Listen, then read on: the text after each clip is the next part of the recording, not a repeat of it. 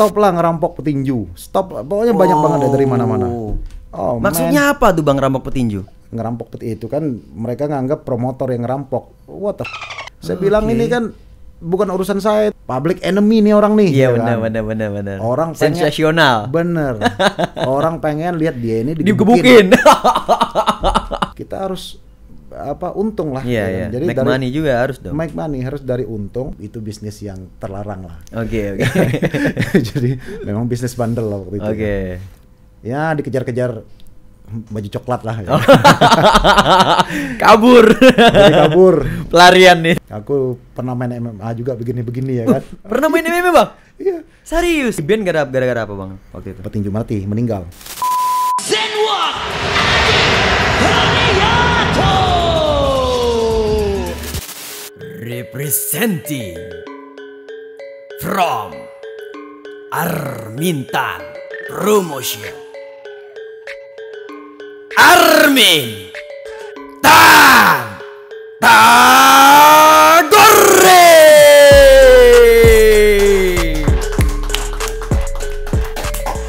Apa kabar Bang?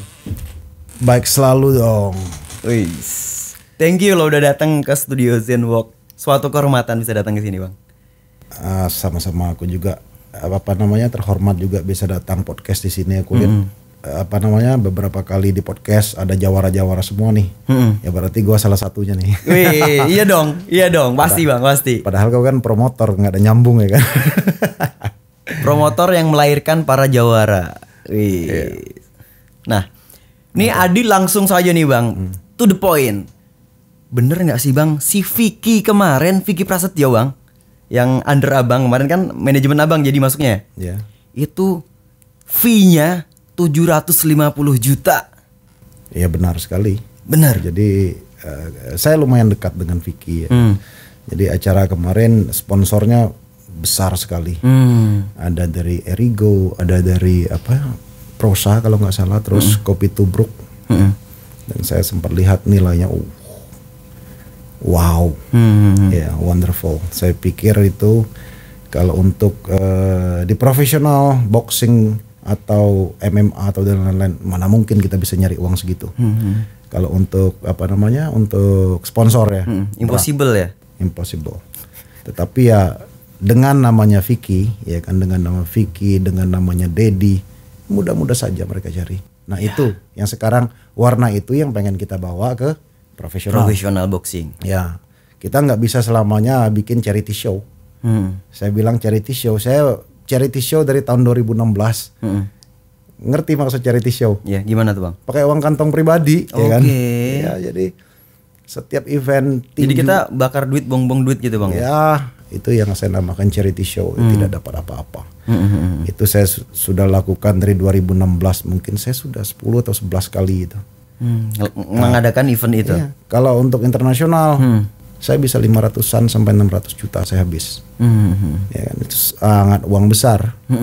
Apa yang kita dapetin? Ya nomor satu bokrek lah. Bokrek. Ya, jadi saya senang sekali untuk manajemen. Menurut saya pintar di manajemen ya. Jadi dari petinju yang nol, dari belum ada apa-apa, saya bisa ciptakan step by step sampai akhirnya mereka ke pentas yang lebih tinggi gitu loh. Dan itu butuh apa? Pertarungan. Iya benar. Nah, begitu bertarung, selain jam terbang yang kita dapat, tentunya saja bokreks. Iya, itu yang paling penting, poin paling penting. Bokreknya. Bokreks. Semakin bokreks kamu hijaunya banyak dan kamu pegang belt, harga kamu mahal. Naik. Nah, tapi kalau kamunya kalah, rekornya merahnya banyak, siapa yang mau bayar kamu mahal? Walaupun kita tahu di sini boxing itu bayarnya besar. Sangat besar. Saya bisa begitu nego di luar negeri sangat besar. Berapa Bang? Tergantung. Untuk Atlet yang under Abang nih, yang profesional, fee tertinggi di berapa Bang? Kita pernah dibayar 15.000 hanya non title. $15.000. Yes, itu non title. Kelas kecil pula ya kan, kelas 49 itu kilo. Tertingginya Bang? Iya, waktu itu tertinggi. Dan kemarin harusnya di negara mana nih Bang? Waktu Jepang. itu fight Jepang. Ya. Oke. Dan saya pernah belum lama saya ditawar. Harusnya nih saya masih mungkin ini tanggal 12 ya, mungkin saya udah di Indonesia ya. tanggal 9 kemarin saya ditawar dari Zanfer Promotion. Zanfer Promotion. Ya, Zanfer Promotion tuh promotor nomor 1 yang ada di Meksiko. Di Meksiko. Di Meksiko. Oke. Jadi habis Thibaut kemarin bertanding karena peringkat Thibaut yang lawan Filipina kemarin. Yes. Nah, jadi habis itu karena peringkatnya bagus ya. Thibaut itu satu-satunya petinju yang masuk peringkat dunia. Oke. Semenjak beberapa tahun yang lalu lah dia tidak pernah lepas daripada peringkat itu. Jadi di WBC waktu itu dia masih peringkat 3. Terus di WBO peringkat 7 dan di IBF peringkat 13. Top 15 untuk seorang petinju itu harganya sangat mahal. Tidak mungkin saya mau dibayar 10.000, 15.000. Jadi kemarin ada tawaran dari Zanfer Promotion untuk WBC Eliminator. Tahu berapa kalau pemenang? Berapa bang? Pemenang dari WBC Eliminator kalau lawan juara dunianya penantang wajib $160.000. Yes. Kalau menang, ya kan kalau kita menang waktu pertarungan wajib, pertarungan wajib yang mereka minta kemarin. Tetapi ya karena Thibaut-nya cedera, patah jari, semenjak pertarungan kemarin saya pikir ya tidak terlampau parah, ternyata parah. Ternyata parah. Ya jadi udahlah lupain aja gitu loh. Jadi kemarin tuh sebenarnya pas Thibaut lagi fight di Holy Wings tuh tangannya patah. Waktu ronde ketiga sudah patah. Ronde ketiga patah. Ya, terus Oke. Satu hari waktu mau main setelah timbang badan, saya masih ingat saya tempatkan dia di Hilton Inn di hotel. Saya pikir ya buat dia inilah recovery dan lain-lain. Ternyata dia telepon muntah-muntah katanya. Sakit, dalam keadaan sakit. Tapi udahlah yang namanya performnya jelek, kita nggak boleh excuse nggak boleh. No excuse. Iya, no excuse. Jadi apapun ceritanya ya memang pertarungan itu buruk. Gitu. Tetapi, kemarin juga sempat banyak netizen yang komen ini menangnya karena privilege. Ya, benar. Jadi boxing itu ada bahkan yang menyalahkan promotor. Wah, saya tuh di inbox dari mana-mana dibully lah ya kan. Saya dibully habis. Zamannya zaman kayak gitu sekarang. Iya, saya dibully habis. Stop lah ngerampok petinju. Stop lah. Pokoknya banyak banget dari mana-mana. Maksudnya apa tuh bang ngerampok petinju? Ngerampok itu kan mereka nganggap promotor yang ngerampok. What the Saya bilang ini kan bukan urusan saya, itu urusan badan tinju. Kenapa gue yang jadi salah? Badan tinju yang nentuin, bukan saya yang nilai kan begitu. Bahkan waktu sebelum diumumkan, aku masih ingat aku datang di sudut, kalau lihat videonya aku datang di sudut lawan. Nah, aku bilang sama siapa namanya waktu itu ya? Siapa sih nama lawannya tuh aku lupa. Siapa namanya dari Filipina? Iya, yang dari Filipina kemarin, Jason Faison. Aku datang, aku bilang, Jason, I think you win this fight. Aku bilangin. Saya masih, tapi gue bilangin bukan gue yang mutusin, kita tunggu aja hasil. Berarti sebenarnya promotor pun mengakui kemenangan dari Filipina. Ya, aku ngomong justru aku datangin ke sudut mereka, congratulations. Aku justru ngomong seperti itu. Aku fair sekali ya kan. Tetapi ya kalau diputuskan seperti itu, who knows? Bukan gue yang memutuskan. Itu wasitnya dari negara mana bang wasit yang bertugas? Itu dia. Jadi kemarin itu kan kejuaraan WBC International. Ini ada yang bagus dari boxing ya. Banyak sekali boxing itu banyak orang yang nggak tahu tentang boxing. Rulesnya kayak gimana, aturannya kayak gimana. Terus bahkan wartawan sekalipun menurutku tuh sedikit banget tahu tentang tinju. Mereka nggak bisa. Nilainya gimana juga nggak tahu. Kemarin tuh kan WBC International. Banyak orang nggak bisa ngebedain apa sih WBC International. Apa sih WBC Asia? Apa sih WBC Silver? Apa sih WBC World? Orang tidak bisa membedakan. Kategorinya banyak banget bang. Banyak. Adi ini jujur sebagai fighter aja bingung bang. Sebagai fighter aja bingung gitu dengan. Jadi begini, WBC itu yang paling rendah ya kan. Itu WBC Asia. Itu mudah sekali untuk didapatkan. Dan itu tidak perlu ada yang namanya tes HIV, hepatitis, MRI, itu tidak perlu ada ya. Secara medisnya nggak perlu dilewatin itu. Benar, dan itu sangat murah, sanction fee-nya cuma 2.000-an ya kan. Itu sangat-sangat murah sekali. Dan itu tidak perlu juga kita harus pakai wasit dari luar atau hakim yang harus dari luar seperti kejuaraan yang besar harusnya kan dari negara lawan satu, terus dari netral satu, dari negara kita satu kan begitu. Tetapi kemarin karena COVID dapatkan visanya untuk wasit hakim dari Filipina itu sudah telat sekali. Sekitar 3 hari mereka baru mengajukan, kami harus butuh nih. Gue bilang I have no time. Gue nggak punya waktu lagi. Gue bilangin kan ini harus jalan. Gue bilangin gitu. Akhirnya mereka nggak datang. Tapi ya walaupun datang 2-1 juga kan, 2 dari Indonesia, 1 dari mereka, itu kan nggak fair kan begitu. Nah tapi saya bilangin bukan saya mutusin, kalian yang mutusin untuk masalah angka. Apalagi WBC internasional itu petinju yang masuk peringkat dunia yang bisa untuk ke situ. Jadi yang eligible atau yang memenuhi syarat di Indonesia ini hanya Thibaut.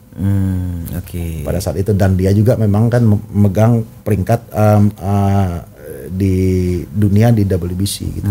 Dan dia juga megang sabuknya di WBC internasional juga. Gitu. Tapi ya overall itu pertarungan yang buruk sekali dan hasil yang buruk. Ya saya fair mengakui. Iya. Kalau promotornya cuman ngejalanin event aja gitu. Benar. Tugas promotor tuh hanya event. Saya memastikan ini berjalan dengan baik. Semua yang terlibat saya bayar dengan seperti, ya kan? Itu tugas saya gitu kan. Lepas daripada situ ya bukan urusan saya. Ya kan begitu. Termasuk pemilihan ini ya, celebrity fight-nya itu siapa yang milih, Bang? Kebetulan kemarin kan saya bekerja sama dengan mitra saya Holy Wings. Nah, jadi prakarsa itu untuk artis ya. Itu dari rekan saya juga si Ivan ya. Ivan dia Ivan siapa nih? Ownernya Holy Wings. Oke, owner Holy Wings. Dia bilang kok, ayo kita bikin beda yuk. Kita mainkan juga artis. Siapa gue bilangin. Terus Vicky aja gimana? Ada juga ini juga yang minta Vicky waktu itu. Direktur utamanya Net TV, Pak Sambodo. Jadi dia bilang Vicky aja karena dia apa? Public enemy nih orang nih. Iya benar. Orang sensasional. Bener. Orang pengen lihat dia ini digebukin. Itu dia ya kan. Betul. Iya. Benar juga gue bilang. Ya udah deh, kalian atur aja yang ininya, yang untuk celebrity fight. Aku yang di profesional. Udah, saya ikut aja. Gua nggak prediksi semeledak itu acara. Ternyata, yang kami live ya kan dari Holy Wings itu hampir 500.000 yang nonton. Bayangin, terus TikTok sebentar saja itu sampai 28 juta cuma beberapa hari yang nonton. Gila gue bilangin. Iya. Ya kan, jadi ya apapun cerita ya kan.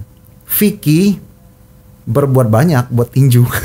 Iya, jadi sejarah loh. Makanya walaupun orang bilang ini kan orang mainnya dagelan gitu kan. Ini kayak badut mainnya ada lompat rank atau apa. Iya, I don't care. Iya, betul. Beberapa teman fighter kan komentarnya begitu, termasuk saya. Termasuk saya juga begitu. I don't care. Siapa peduli? Iya, betul. Kita bisnis di tinju ya kan. Kita sebagai promotor, ini seperti saya ngomong tadi, ini bukan charity show. Ya kan? Kita menandingkan orang main terus berdarah-darah rugi, ngapain? Benar. Kita harus untung lah. Iya. Jadi make money juga harus dong. Make money harus dari untung. Ya, yang terlibat bisa dibayar jauh lebih mahal kan begitu. Iya. Sekarang lihat bayaran kami kan lumayan. Kalau di Vicky kemarin fight di Close the Door Game On itu kan 750 juta. Kalau yang di Holy Wings kemarin berapa si Vicky dapat? Waktu itu kami bayar dia 100 juta. Wow. Oke, untuk debut loh. Dan jangan lupa Vicky gara-gara dari Holy Wing langsung boom. Iya benar. Ya kan? Ya. Sebenarnya ya simbiosis sih. Iya. Sama-sama sih. Sama-sama. Si boxing diuntungkan, si Vicky juga diuntungkan. Itu dia, aku bilang. Dari 100 juta lompat ke 750 juta. Bahkan Vicky ngomong 2 miliar. Sampai ngomong begitu loh. Ya bisa jadi. Ya bisa jadi. Pendapatannya sampai 2 miliar loh. Kenapa enggak? Jadi yang saya nggak tahu, yang saya taunya segitu ya kan. Yang saya nggak tahu kan tidak mungkin juga semuanya saya. Iya, benar. Iya. Yang ditahu ya segitu, gimana yang Iya. nggak ditahu? Ya bagaimana saya nggak tahu yang saya nggak tahunya ya kan. Tapi apapun itu saya applause buat Benar. buat gladiator itu ya. Bener. Gladiator. Nah, kalau ngelihat pertarungan Vicky sama Aldi Taher itu kan dibayar mahal, sama Aska kemarin juga dibayar mahal. Nah, peboxing kita yang bener-bener profesional atlet ini bisa nggak sih Bang kira-kira dibayar dengan fee yang sama dengan para sensasional men ini? Kalau mereka berpikir mereka hanya sebatas atlet saja tanpa bisa menjual diri dalam tanda petik, jangan berharap. Jangan harap. Jangan harap. Siapa yang mau bayar kamu? Siapa lu? Siapa lu? Oke. Ya kan? Prestasi doang nggak cukup Bang ya? Bener. Dunia ini udah berubah. Oke, Ya kan? udah berubah zamannya. Ya ini bukan zaman LS Pikal dulu ya. Benar. Kan? Ini zaman kita udah berubah sekali. Jadi betul. walaupun kamu tarung kamu bagus dan lain-lainnya kan, tetapi kamu nggak dikenal orang. Kamu nggak bisa jual diri kamu siapa. Siapa yang peduli? Sekarang buat apa lo juara dunia kalau nggak ada yang tahu siapa lu? Lah iya, seperti itu ya Nggak kan. ada yang Jadi tahu. ya gimana caranya? Pikirkan itu ya kan. Iya. Nah itu tugas siapa Bang untuk mikirin itu Bang? Manajer. Manajer. Yes, itu tugas Oke. manajer. Harus manajer ya yang punya kreasi. Mereka harus punya kreator yang bagus untuk itu. Punya inovasi. Iyalah, seperti kita liatin Ryan Garcia. Di luar dia sebagai atlet yang bagus, dia bisa menjual shadow box yang cepat dan lain-lain. Ya kan? Media terus di-publish terus di media. Ya, banyak hal lah mungkin kalau saya bilang McGregor itu terlalu jauh, dia orangnya show off yang besar mulut ya. Iya. Dan itu kalau untuk budaya di luar bagus-bagus Keterima. aja. Kalau dibully Bang. Nah, kalau seperti Theo Ginting dia dihabisin katanya gitu kan. Loh, sebelum Theodorus Ginting melakukan itu Bang, Adi udah lebih dulu melakukan itu Bang. Dan itu hujatan bulian datang nggak pakai akal gitu. Artinya apa? Belum bisa diterima. Orang kita, budaya kita belum bisa menerima itu. Bener, Dan bener. mereka masih apa? Mereka masih pemikiran yang lama. Iya. Ya kan? Padahal itu kan bagian gimmick, entertain gitu. Itu kan disetting biar melakukan seperti itu gitu. Harus. Iya. Jadi di mana-mana boxing itu ya itu entertain. It's not just sport. Ya. Ya kan? Itu bukan hanya olahraga aja yang habis pakpuk kita turun selesai. Kalau sport aja ya ikutnya yang kayak SEA Games, Asian Games itu sportnya itu aja. sportnya aja. Jadi kenapa sih kalau kita bikin kemasan suatu acara mesti ada lighting? Oh iya dong. Yang bertanding itu artis. Benar. Mereka tuh entertainer, ya kan? Nah, kamu tuh bukan hanya sebagai sportsman, tetapi kamu sebagai entertainer. Bagaimana caranya di sana kamu mengentertain orang? Katakanlah nih, gua kalau menang KO, boom, selesai. Saya nggak punya. Kamu harus menang dengan yang punya style, kurang lebih kan begitu. Benar. Kita banyak melihat banyak jawara-jawara yang di luar ya. Selain mereka menang, tetapi menang dengan style. Pernah dengar nggak itu, bro? Iya, benar. Iyalah, harus punya style. Manny Mayweather. Stylenya oke banget. Nah, seperti tadi saya ngomongin McGregor, dia punya style, come on man. Yeah. Dia mahal, begitu dia menang, dia ngomong apa? I want to apologize to nobody. Ya kan? Iya, Itu keren banget kan seperti itu ya. Jadi Oke. hibur lah orang ya kan. Iya, benar. Kenapa? Apalagi di luar sana kita tahu, apalagi di barat ya, kita nggak bakal nonton di pertandingan itu orang yang dalam 1 jam mungkin orang masih biasa-biasa nih, di bawah 1 jam. Setelah 1 jam ke atas semuanya pada happy, semua pada menggila, pada mabuk. Iya, Kita di sini jual minuman masih tabu. masih tabu, Ya. hal-hal yang masih tabu seperti Benar. itu. Ya padahal itu bagian Dari bagian daripada entertain. ya memang jujur kalau kayak di Thailand, di luar sana judinya pun legal. Legal, kita di sini kan tidak bisa. seperti Sedangkan yang mensupport atlet dari judi. Iya. Nggak bisa dipungkirin loh. Duit dari mana? Sepak bola bisa jalan kayak gitu olahraganya itu karena judinya. Nah seperti tadi pertanyaan. Gue bukannya ngedukung judi ya, tapi memang realitanya seperti itu Betul. gitu. Seperti tadi bro tadi nanya, bisa nggak atlet kita dibayar seperti Vicky dan lain-lain? Jangan berharap. Kalau kamu nggak bisa. Kalau nggak menjual bisa diri, ngikutin iya. zaman. Brand mana Oke. yang mau membayar orang yang nggak dikenal? Iya. Nggak mau lah. Iya. Gue kalau punya brand nih, gue taruh di orang yang punya nama lah, orang yang punya Iya. followernya banyak. Iya dong. Apalagi zaman sekarang Instagram, ya kan YouTube, zaman Facebook, zaman digital seperti ini. Iya. Siapa yang mau produknya apa namanya ditaruh di orang yang kenal, kan nggak mungkin siapa yang mau beli. Make sense sih. Make sense Make kan? sense. Iya. Jadi ya seperti saya ngomong, jual diri kalian, Yeah. jangan hanya sekedar tinju. Banyak yang minta ke saya pertandingan, minta dong Ko Armin, tolong dong, minta dong mainkan kami. Saya jawab apa? Saya cuma mainkan orang yang punya banyak follower. Oke. Gila nggak jawaban gue? Gila Iya, banget. iya, Maksud gue tuh apa ya? Padahal gue mau sih gue mainkan. Maksud Iya. gue tuh do something. Ya. Ya kalau mau bayaran yang besar, do Bikin something. dulu sesuatu. Iya. Create diri lo. Jadiin diri lo dulu. Tahu dulu Biar kami media dibayar mana? berapa di TVRI waktu main? Berapa? Di salah satu stasiun TV TVRI. Berapa bang? 3 juta 12 round itu masih dipotong pajak berapa ya, 2,5% kalau nggak salah, apa 2%. Itu dulu. Bahkan saya pertama kali kenal tinju tahun 2000 berapa, 2012 mungkin. Jadi saya punya fighter yang mau saya mainkan waktu itu, kalau nggak salah nih satu event dengan Theo tuh waktu itu mainnya tuh. Jadi Theo partai tambahan sama kita juga partai tambahan. Kayak seingat saya itu satu partai itu. Bahkan promotornya itu aku yang bayar 2 juta. Oke. Aku bayar 2 juta agar mainkan petinjuku. Waduh. Dibayarnya berapa? 400.000 4 round. Jadi aku bilang Itu zaman-zaman abang masih merintis banget gitu bang. sangat-sangat itu baru-baru pertama. Iya, Jadi iya. aku bilangin, masa tinju kayak gini sih? Oke. Gua tuh dulu dari kampung, ya kan cita-cita gua mau jadi petinju nih. Benar. Oke. Dari Nah kampung. ini seru nih. Kita ulas dari awal nih abang. Oke. Perjalanan abang memulai karir. Oke. Mungkin mengenal boxing sampai jadi promotor akhirnya gitu. Ya, gue tuh dari kampung, keluarga gue tuh susah banget, ya kan, susah banget. Bahkan gue cerita nih, bahkan kami itu waktu SMP atau SD ya, bahkan sarapan itu Indomie Sarimi ya, bukan Indomie waktu itu. Satu bungkus tuh dibagi 3, gila nggak? Waduh. Yang Nasinya yang banyak. satu bungkus bagi 3 dan telur itu 1 dibagi 3. Yang sekolah kita 6 kakak adik. Ya kan, aku 7 kakak adik gitu Oke. kan. 7 bersaudara ya. 7 saudara.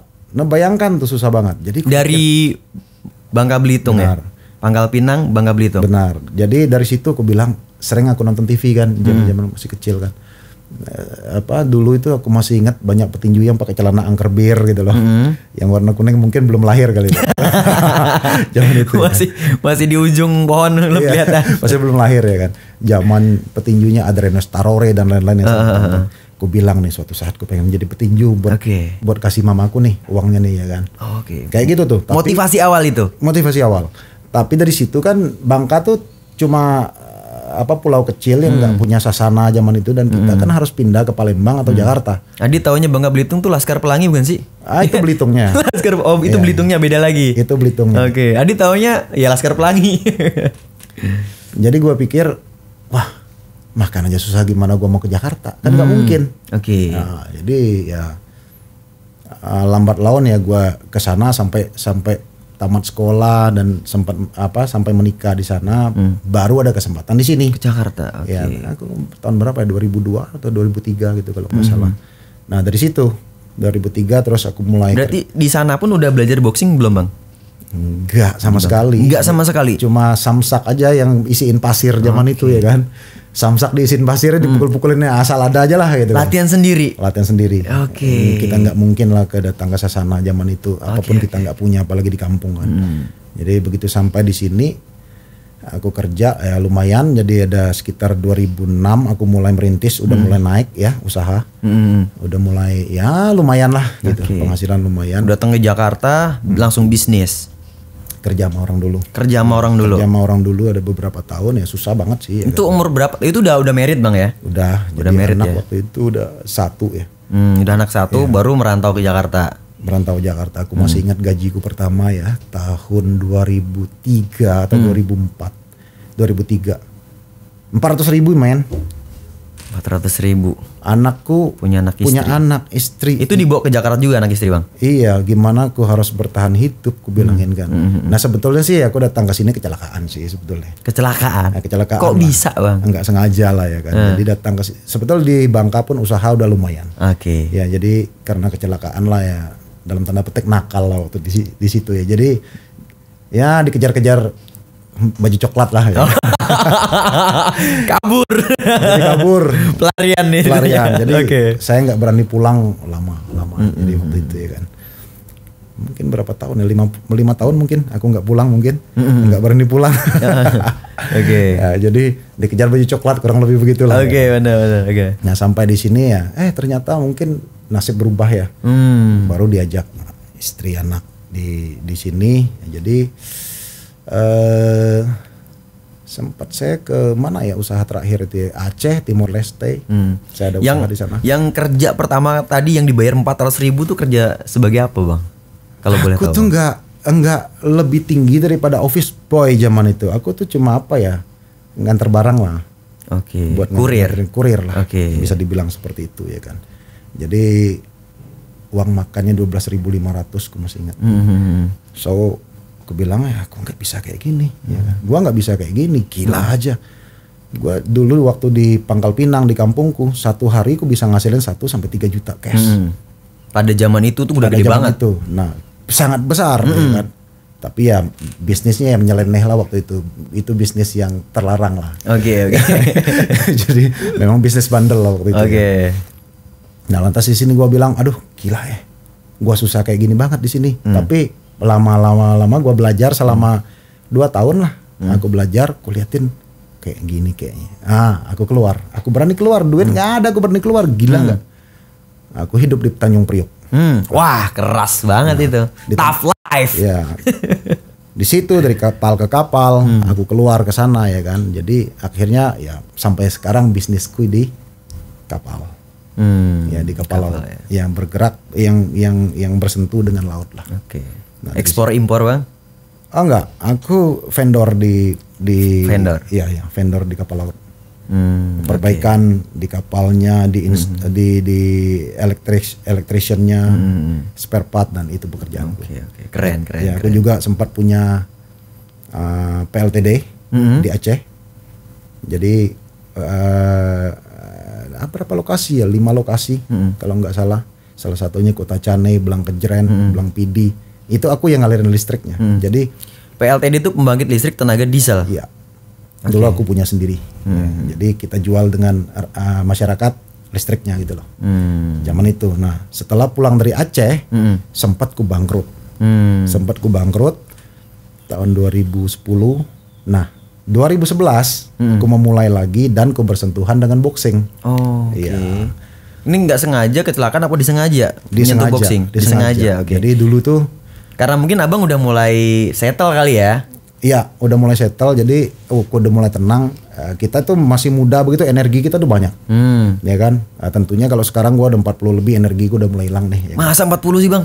40-an sekarang ya. Jadi kalau Adi lihat di umur 30-an, 35, Bang. Oh, enggak lah. Serius? Udah 43, aku kelahiran tahun 79 gitu lah. Oke. Lantas masa 40 sih? Serius. Percaya nggak, Will? Enggak kan? Nggak percaya, serius. Kagak percaya. Nah, lantas aku kenal tinju. Gue masih ingat tuh pertama kali itu. Dulu gue sering banget kalau di kampung itu nonton boxing. Yang gue tonton tuh siapa yang paling gue suka tuh? Sasana dari Bang Buana sama Sasana dari apa ya? Pemuda Pancasila. Yang ada di Tangerang. Gue pikir, wah yang paling dekat kan Pemuda Pancasila. Gue suruh deh karyawanku, tolong dong lu cariin dong, masih ada nggak Sasana itu? Aku pengen belajar, suruh dia datang ke rumah deh ngelatihinku ya kan? Private. Oke. Lantas dicari-cari, udah nggak ada. Ternyata aku udah nggak ngikutin boxing kan, lama banget ya kan. Jadi di TV kan udah nggak ada lagi juga setelah itu. Sempat mati suri berarti mati suri. Nah lantas aku bilang, oh nggak ada. Ya udah deh, barenganku deh aja deh cari. Ketemulah. Begitu gue liatin Sasananya, gua nggak mau deh latihan di sini dah. Ya kan, itu mah hidup segan mati pun tak mau gitu. Sasananya. Serius. Itu realitanya. Realitanya begitu. Realitanya itu. Gua liatin glove-nya di situ. Bayangkan aja men, itu glove tuh mungkin udah tahunan di situ. enggak gue bilang. Baunya udah terasi. Lantas ketemu orang di situ, namanya Charles kalau nggak salah. Jadi dia bilangin, oh nih, gua kasih pelatih dulu yang di Satpol PP. Pemuda Pancasila. Pemuda Pancasila PP. Nah, gue bilangin ya udah kasih gua aja. Terus gua SMS waktu itu. Dia bilangin jangan pakai itu ya, jangan pakai telepon ya, pakai SMS aja. Gua kira ini pasti orang gede kan, sombong nih biasanya. Gua pikir dia nggak mau ditelepon nih kan, berarti pakai SMS dulu. Ternyata tuli kiri kanan. Oke. Tuli kiri kanan dan matanya cuma satu. Namanya Julfran Saragi, itu pelatih gue yang pertama. Ya, dia Siapa namanya Bang? Julfran Saragi. Julfran Saragi. Ya, itu petinju bagus sekali pada zamannya. Zaman itu kan cuma satu badan tinju. Kalau sekarang sudah 6. Ya kan? Nah, lantas dia yang ngelatihku lah, dia punya adik namanya Rio Saragi, Roy Saragi. Dia itu seorang petinju Bang? Iya, mereka sangat terkenal zaman itu. Kok bisa tunarungu sama matanya ini? Nah itu zaman dulu saya nggak tahu bagaimana pertimbangan dari badan tinju kenapa bisa dimainkan. Saya nggak tahu ya. Kalau sekarang kan ketat banget ya. Sangat ketat, nggak boleh lah. Jadi saya dilatih nggak lama, saya bilangin bosan gue sendirian latihan ya kan. Datang gue main di Sasana. Ini ada anak kayaknya lumayan nih, kelihatan orangnya sopan. Gue ambil lah Tibo zaman itu. Tibo. Gue ambil Tibo ya kan. Gue liatin kayaknya bisa nih. Ya udah, mulai deh gue belajar manajemen. Terus gue bina pelan-pelan. Tetapi Abang udah bikin Sasana pada waktu itu? Sasana nggak ada ring, nggak ada apa-apa lah zaman itu. Di rumah aja. Latihan kita hanya di pinggir jalan. Di pinggir jalan? Iya, hanya latihan pinggir jalan. Gue pikir buat apa aku invest? Kita tahu tinju tuh mana mungkin bisa ngasilin uang sih, ya kan? Bukan zamannya dulu ya kan, dan cerita. Nah begitu aku ambil Tibo, kita latihan di pinggir jalan, pelan-pelan ku mainkan kayaknya lumayan juga. Jadi aku berpikir aku pengen jadi manajernya nih. Oke. Ya kan? Jadi bagaimana begitu pelatih bilang, oh bos mainkan aja Tibo di Jepang nih udah bisa. No, jangan. Oke. Jadi semua itu murni aku yang manajemen dia sampai dia jadi. Karena jadi dia abang biayain full, kayak makannya, tempat tinggal, sampai gaji men. Gaji. Iya jadi. Wah. Jadi kenapa? Jadi banyak petinju kadang-kadang kan kita keep petinju ya kan, kita keep petinju. Kita nggak mainkan di luar, mereka mau main, padahal kan mereka punya masa depan. Tapi kalau kita di luar, mereka nggak tahu susahnya di luar seperti apa, kalah begitu pulang. Rekor sudah tercoreng kan begitu. Nah saya untuk mencegah itu ya udah. Kamu nggak usah keluar, bulanan kamu saya jamin kan begitu. Nah itu yang saya lakukan. Habis dari Tibo, John Ruba saya ambil, semua saya jadikan semua. Akhirnya jadi. Jadi nggak langsung keluar, fightnya di lokal dulu begitu? Iyalah sampai mereka matang. Sampai mereka matang. Jadi di keep dulu. Oke, lo belum waktunya keluar. Ya, lo jadi samsak doang kalau keluar nih gitu ya. Benar. Boxing is about building career. Iya. Tanpa kamu punya manajemen yang benar, kamu tidak akan bisa menjadi apapun. Betul. Benar, itu yang pernah saya lakukan dan sampai hari ini saya masih merasa manajemen saya itu benar sampai hari ini. Iya. Ya, jadi. Dan terbukti udah ngelahirin juara dunia. Benar. Itu mungkin 3 tahun aku latih. Itu tanganku sendiri yang melatih. Wow, keren, luar biasa. Tahu kenapa? Jadi aku kayak pembuktian aja. Jadi orang bilang, dia bisa apa sih? Dia bisa apa? Nggak ada di dunia ini yang nggak bisa kalau kita mau. Iya. Aku tuh punya orang paling senang kalau ditantang kayak gitu. Iya. Challenge. Ya, jadi aku melatih Tibo udah mulai dari tahun 2014 kalau nggak salah. Aku mulai melatih. Akhirnya aku bilang aku nggak butuh lagi pelatih, aku mau melatih sendiri. Jadi aku adopsi. Sekarang kita bisa belajar dari mana aja kok. Iya benar. Ya kan? Nah kalau pelatih yang lama biasanya mereka apa yang mereka dapatkan dari guru-gurunya dulu turun lagi. Iya, tanpa dibedah dulu sainsnya gimana gitu. Iya, old school apa yang mereka apa yang mereka dapat dulu itu lagi. Dunia udah berubah. Aku kadang bilang, juga kan anatomi tubuh orang kan berbeda-beda juga. Perlakuannya juga harus beda atlet nih. Banget. Itu yang kupelajari juga. Bahkan golongan darah pun kupelajari. Iya. Ya, golongan sampai sedetail itu Bang ya? Sampai sedetail. Contohnya nih, dari ada 4 dan 5 waktu itu petinju, ku kasih program yang sama dalam waktu 1 minggu. Yang roboh selain golongan darah roboh. Wow. Dulu. Jadi riset dulu, penelitian dulu Bang ya? Benar. Oke. Mereka jauh lebih tangguh yang namanya fisik. Kalau untuk atlet cepat sekali mereka untuk naik yang namanya stamina. Itu aku akui. Aku nggak tahu orang lain, tetapi itu yang aku lakuin di sana. Benar. Dari situ jadi abang memetakan tuh, ini golongan ini harus latihannya gini, golongan gini latihan ini gitu. Dan apalagi sih yang kulakuin? Petinju semuanya harus vaksin hepatitis. Aku kira nggak ada. Kamu boleh tanya di sasana lain, ada nggak orang yang mau vaksin hepatitis petinjunya? Begitu saya cek kamu nggak hepatitis, kamu akan saya vaksin. Begitu saya tes kamu hepatitis, kamu tidak usah bertanding lagi. Iya. Nggak bisa. Kita ngebangun karir dia Nggak sebegitu banyak, kalau hepatitis di luar tidak bisa main. Nggak bisa. Apa yang terjadi? Orang Indonesia kita bertarung di luar banyak itu yang di reject gara-gara sampai di sana. hepatitis. Iya. Nah, itu yang aku bilang tugas manajemen. Penyebab utama hepatitis apa bang kira-kira? Ya itu kan bisa bawaan genetik, bisa carrier dari ibunya, bisa kita nggak tahu dari mana-mana. Iya kan. Nah, begitu di reject di sana, pastilah orang marah-marah. Kami udah keluarin uang semua. Di sana rugi, yang sini rugi. Iya, sampai semua di rugi. Sampai di sana.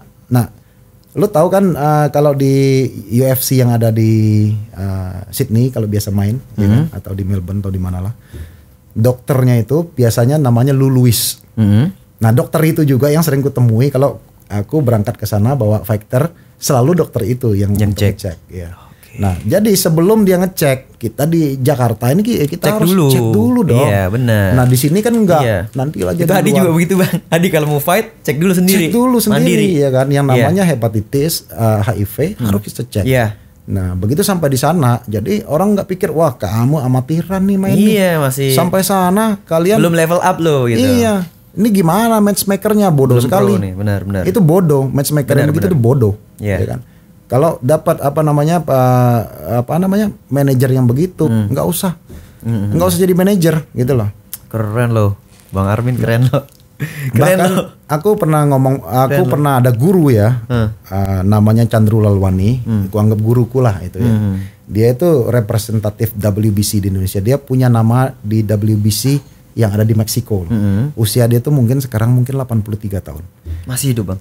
Masih, dan dia udah demensia. Demensia terakhir aku ketemu dia. WBC itu aku yang bawa setelah di ban Indonesia itu. Oke. Ya. Jadi di ban gara-gara apa bang waktu itu? Petinju mati, meninggal. Petinju meninggal. Ya, waktu petinju meninggal terakhir kita di ban di TVRI kalau nggak salah. Di TVRI meninggal petinju. Ada aku waktu itu di situ. Oke. Nah, jadi langsung di ban waktu itu. Di ban, tidak boleh ada lagi pertandingan WBC. Akhirnya aku yang convincing WBC. Aku datang ke rumah Pak Chandru. Tolong Pak Chandru, aku bilangin. Oh, dia bilang saya seneng sama kamu. Kalau bisa kamu aja deh yang gantiin saya udah terlalu tua. Jangan, aku bilang Inggrisku nggak terlalu bagus. Kita ngaku aja lah ya kan. Kalau dia orang yang berkelas sekali. Aku ingat ucapan dia apa. Orang yang punya sasana itu investasi. Oke. Dia bilangin. Itu untuk orang yang ada uang. Kalau untuk kamu piara anjing, ini kasar sedikit gue ngomong ya kan. Iya. Lebih mahal daripada kamu piara manusia atau petinju kamu tadi. Benar. Jangan punya sasana. Iya. Betul nggak? Itu investasi. Kalau di luar nih, gue invest nih uang gue sama petinju yang bagus. Begitu dia udah masuk ke elite boxer, itu mulai uangnya tuh masuk dan itu investasinya baru ditarik. Tetapi ya kita tidak bisa bicara begitu kalau di Indonesia. Ya kan? Kita nggak bisa bicara begitu, susah. Tetapi ya sebenarnya memang benarnya seperti itu. Gitu. Sebenarnya apa sih bang yang bikin Indonesia tuh tetap terpuruk dengan keadaan ini gitu? Kalau di kacamata abang sendiri? Banyak hal. Kalau masalah boxing faktornya apa aja kira-kira bang? Banyak hal.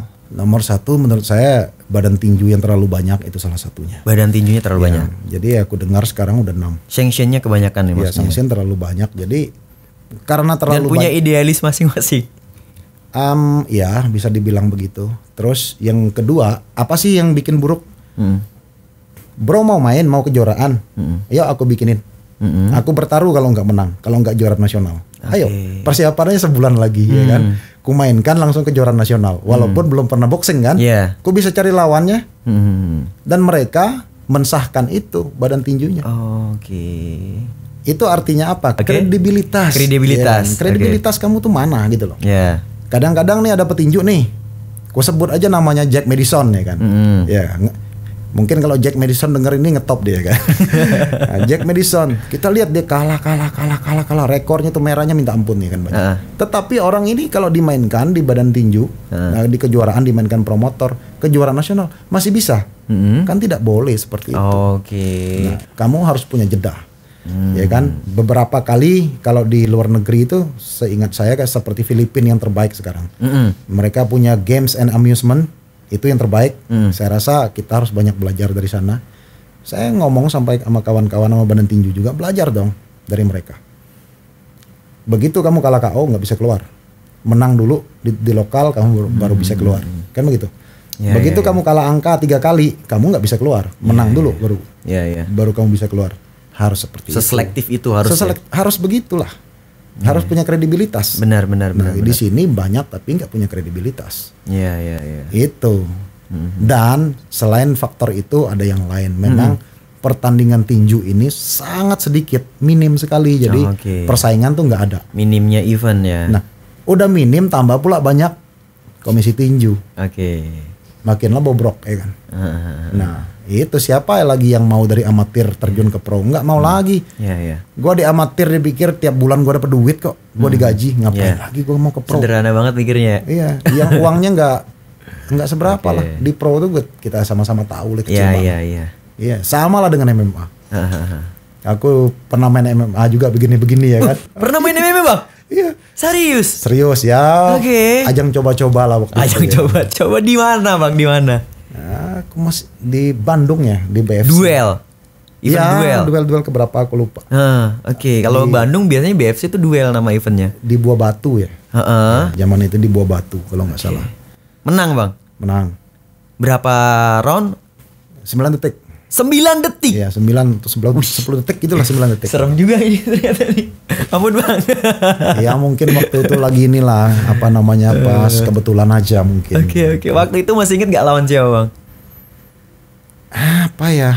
Dari mana dia gitu. Kalau nggak rata-rata fighter tuh lupa. Namanya Mose. Apa Mose gitu aku lupa ya. Apa nama depannya aku lupa. Andres Mose atau apa Mose lah gitu namanya. Dari basic apa dia? Aku dengar dia pernah amatir. Boxing. Dia dari Sangir kalau nggak salah ya. Amatir boxing. Ya, terus dia ada silat juga kalau nggak salah, kungfu. Kurang tahu dah. Aku kurang tahu ininya. Ya, jadi aku cari sebentar di Facebooknya dia. Perawakannya bagaimana lihat sebentar lah, riset sebentar lah. Jangan kita bertanding dalam keadaan buta kan begitu ya kan. Benar. Dari seperti apa cara memukul dan aman nih, bisa lah. Padahal sebetulnya bukan dia lawannya tuh. Sebetulnya bukan dia tuh.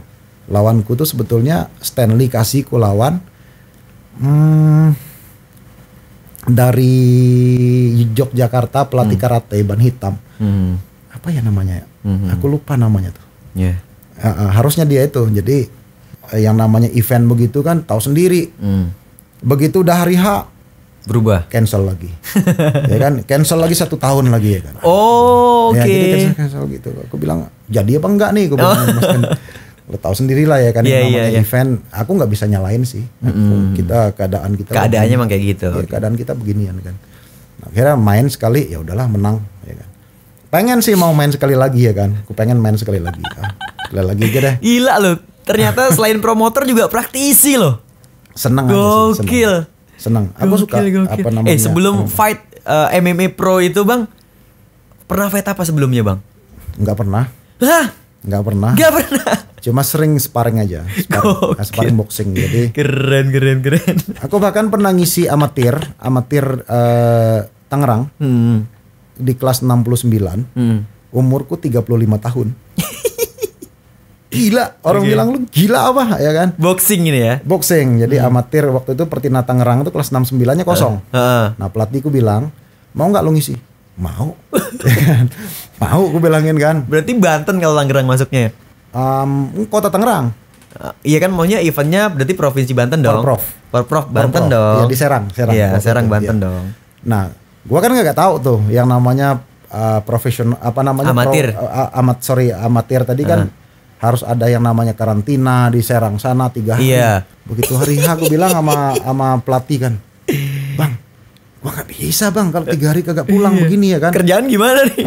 Gua bilang waktu itu tuh aku masih inget ya, berbarengan dengan bisnisku di Batam, yang gua ngasilin lumayan nih, gua dapat ratusan nih di situ. Enggak dah, gue bilangin kan. Padahal waktu itu ya gue masih ingat udah dapat sepatu. Terus udah ada dapat pembagian lah. ada apa namanya? Jaket ya. Jaket kontingen. Iya, terus rekening Bank BNI gue masih ingat ya kan. Nah, waktu itu gue bilang sama pelatih, kalau gue menang nih ambil buat lu aja nih semua deh. Ya kan, termasuk gaji-gajinya semua ambil aja buat lu dah, gue bilangin kan. Yang penting gue mau fight aja. Oke. Nah, jadi kemarin waktu tanding Tuh, itu teman-teman lihat Zenwalkers tuh. Ada loh orang-orang yang kayak gitu. Fight itu cuman hobi doang. Gua hobi Iya doang, kan? iya. Kadang ada banyak orang yang menilai gini, Bang. Lo fight nggak ada pilihan lain apa dalam hidup lo? Sampai kerjaan fight aja lo ambil. Kita dipandang sebelah mata gitu, Bang. Padahal itu salah banget. kan kasus-kasus kayak gini kan ada loh. Emang fight cuman seneng-seneng doang gitu. Iya, itu salah banget pandangan orang. Kadang-kadang ini way of life kadang-kadang ya kan. Walaupun Jalan hidup kita, ya, gimana? jalan hidup kita. Gua sukanya begini gitu loh. Kadang orang bilang lu gila apa? Umur udah 38 gua main MMA. 38 tahun lawan gua 26 gitu loh. Gokil, udah menang ya 9 detik. Iya. Gokil. Walaupun kaki pincang-pincang habis itu ya kan, kena juga gue ya kan. Jadi gue pikir apa namanya, orang pikir nih cari duit atau apa, enggak. Gue bilang enggak. emang seneng gue di sini. Hasrat kita aja udah gitu. Bayarannya, Bayarannya? modal gue pergi ke Bandung, gue bawa 5 orang waktu itu, sama anak buah gue bawa dan lain-lain. Lo tahu sendiri semua tuh gue yang bayar, ya kan, bawa mobil gue, bensin dan lain-lain, ya kan. Gak nutup. Kagak nutup. Bahkan ada datang wartawan senior satu, pulangnya gue yang ngasih. Nih biaya buat lu deh, buat pulang, gue bilangin. Ya gue buat seneng-seneng aja. Jadi jadi orang kalau bilang kita dibayar segini atau apa, gue nggak peduli. Gue pengennya tuh berkelahi aja gitu. Sebenarnya poinnya kalau lo mau jadi profesional di Indonesia harus punya side job. Iyalah, jangan. Iya kan, berarti pelajarannya kan gitu, Bang. Ya jangan bergantung dengan satu tempat gitu kan. Iya. Jadi kata orang tuh jangan naruh telur satu keranjang gitu. Iya. Jadi kamu Jangan harus punya job satu apa. sumur doang gitu. Itu Harus benar. punya banyak sumur. Ini ya buat pemirsa yang denger nih, Nah. banyak sekali petinju, ex petinju atau ex petarung lain lah katakanlah begitu. Setelah mereka pensiun, nobody.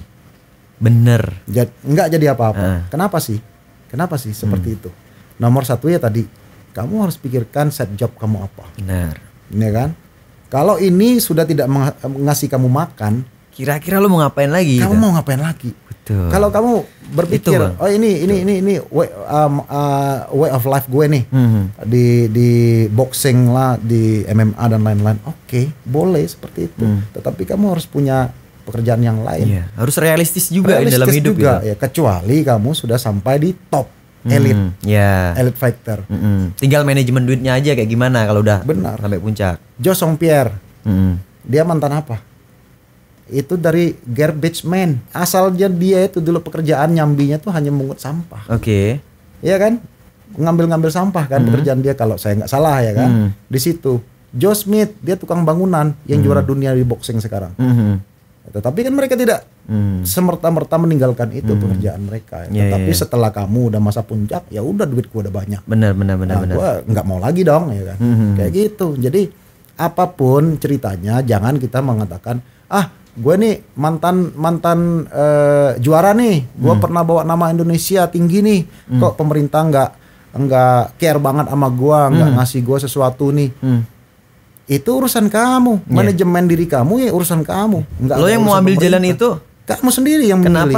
kenapa nyalin pemerintah nih? Nah itu dia. Iya. Aku sering ngomong seperti ini ya di mana-mana. Aku bilangin itu bukan salah siapa-siapa. Kamu yang nentukan. Lo yang ambil jalan hidup. Kamu, iyalah. Maintain diri kamu sendiri. Apalagi ya kan kebanyakan.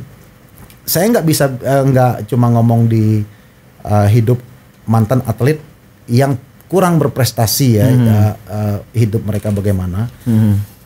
Di luar negeri juga yang aku temuin kawan-kawan yang ex petinju yang di Australia sama juga gitu loh. Iya, jadi tidak lebih baik lah menurut saya gitu. Kenapa sih? Manajemen. Pada waktu masih puncak orang-orang kadang berpikir easy money. Ya. Ya kan? Hari ini gua Tanpa ambisin nggak berpikir gimana mengelola yang Iya yang dong. dia punya gitu. begitu dapat duit, wah, ini Nike mahal. Ya kan? nih Adidas mahal nih, gue beli nih. Habis lagi gue main lagi dapat duit lagi nih, ya kan. Kalau kita berpikiran begitu terus gitu kan, kamu bakal susah men. Berarti kan mentalitinya sebenarnya Bang. Mentality dan bagaimana how to manage yourself. Itu yang gue maksud, how to manage yourself. Nah, anak buahku yang namanya John Ruba, dia punya rumah. Petinju, dia udah mampu beli rumah. Aku masih ingat pertarungan dia terakhir dibayar $8.000.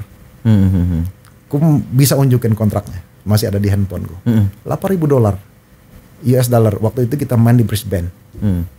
Nah, terus kita pernah di Kazakhstan bertanding, waktu itu kita dibayar berapa?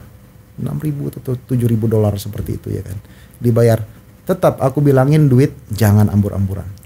Dan mereka selalu ku ajarin begitu, mereka nggak pernah pakai sesuatu yang barang yang bagus yang mahal. Ku tegur, kenapa? Beli itu manfaat. Ya, fungsional yang dibeli bukan gaya. Benar. Jadi selalu aku begituin tuh. Pentingnya manajemen di sini. Manajemen begitu. Perannya manajemen di sini. Benar. Bahkan Thibaut, uangnya tuh ada di tempatku. Thibaut itu. Aku yang manage dia punya uang. Begitu. Petinjuku semua aku manage seperti itu ya kan. Aku bilangin kalau mau jadi sesuatu harus pintar manage uang. Begitu kamu sudah tua, sudah nggak kuat, kamu berharap tinju. Kamu mau dibayar berapa? 1 round berapa? $100 nggak sampai lagi. Iya. Nah, udah nggak mungkin, nggak masuk akal. Kalau udah tua mau ngapain? Benar. Apalagi yang sekarang, ya kan? Yang sekarang yang bertanding yang di lokal yang nggak ada uangnya. Bagaimana ngumpulin uang? Uang besarnya nggak pernah dapat. Kecuali dia punya manajemen bagus, kejuaraan di luar, begitu pulang segepok nih uang ya kan. Nah itu lain cerita lah. Yang kita bicaranya kan yang rekornya tidak bagus, ya kan? Bagaimana kehidupan mereka setelah itu? Kalau kita baca kadang di artikel-artikel ada mantan petinju yang dulu punya nama sekarang sakit hidupnya, mengharapkan belas kasihan kawan-kawannya, kan seperti itu semua yang terjadi gitu. Iya. Nah kayak abang ini tadi kan ngomong, lo kan yang ngambil jalan hidup, ngapain lo nyalain pemerintah? Nah abang sendiri kan udah melahirkan juara dunia tuh. Ada nggak sih support dari pemerintah?